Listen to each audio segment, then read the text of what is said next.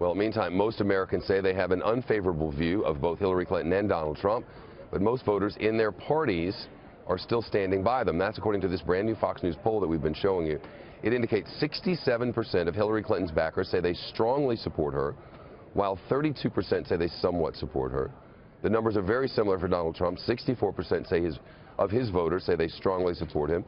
34% say they somewhat support him. Peter Nichols is here. He's a White House reporter for the Wall Street Journal, which is one of our corporate cousins. Good to see you. Good to be with you. This poll that's out, full screen one, who has the judgment to serve as president? Clinton, yes, 53%. Trump, 37% of all voters, likely voters, believe that he has the judgment to be president. That's going to be hard to overcome, isn't it? Yeah, I think that's probably proof positive that Hillary Clinton's message has been sinking in. This is a point that she's been making on the trail now for months, that he's temperamentally unfit to be president, and it seems like that's starting to resonate, and people are getting that, and it's hurting Trump in these polls. A word we didn't use much because it's just not nice word is lying. Yeah. Before this cycle, we never really said lying. We'd say it was wrong. We didn't use the word. Now lying is a big word. Everybody uses it. Full screen three, is Hillary Clinton lying about how her emails were handled? 2/3 of Americans say yeah. Yeah. That's hard. In a normal cycle, that would be a rough sled. Well, one of the great problems Hillary Clinton has had is the question of honesty and trustworthiness, and polls consistently show that voters don't see her as honest, and they don't tend to give her the benefit of the doubt on the email question, and that's one problem that she's not been able to overcome, and it doesn't seem to be going away. Donald Trump says his accusers are lying, so we polled you about this as well.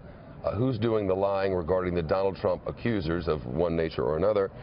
51% believe Donald Trump is lying.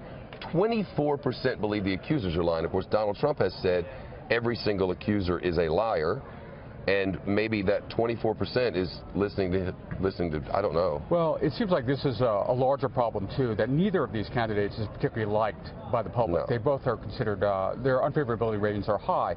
So when voters are asked the question of who's lying, who's telling the truth, people are, again, not going to give the benefit of the doubt to either Trump or Clinton. And I think that's what's showing up in that poll. Everybody has a friend or weird uncle who says, if she's elected, I'm leaving the country. If he's elected, I'm going to Canada, one or the other. Look at these numbers, full screen two. If elected president, what would your reaction be? 31% of people would be scared if Hillary Clinton is elected. 46% would be scared if Donald Trump is elected. 46%. Well, these numbers actually are pretty bad for Hillary Clinton, actually. I think that one thing she's going to want to do if she is elected is try to capitalize on a mandate to govern. And it's hard to do that if people are not excited, enthusiastic about her candidacy. And part of the problem is the way she's run this campaign. She's gone pretty negative against Donald Trump, and while it's worked and it's led to this lead in the polls, it could be a problem on November 9th when she starts stitching together an administration and trying to govern. She's always been such a policy wonk, and that's really been the way that she has conducted herself in a debate fashion throughout her career that we've known her. This was a far departure. I'm not sure she's the one who made the decisions. Well, we have talked to her aides who say that she's going to try to get back to policy during this debate. So tonight's debate, she's going to try to talk about policy. That would be boring, but it would be good. Well, yeah, the idea is to come back to a more positive message as the campaign closes out and try to, if she wins, build on that and try to establish a governing majority. But it's going to be tough because her unfavorables are very high. People think she's lying on the emails, and she's run, to a large degree, a negative campaign. Are Democrats worried about how difficult it will be to govern, even if they do get the Senate back? I think they are. I mean, we've seen so much gridlock in Washington. Hillary Clinton is probably going to be facing a divided Congress. It's doubtful that the Republicans are going to be doubtful the Republicans are going to lose the House.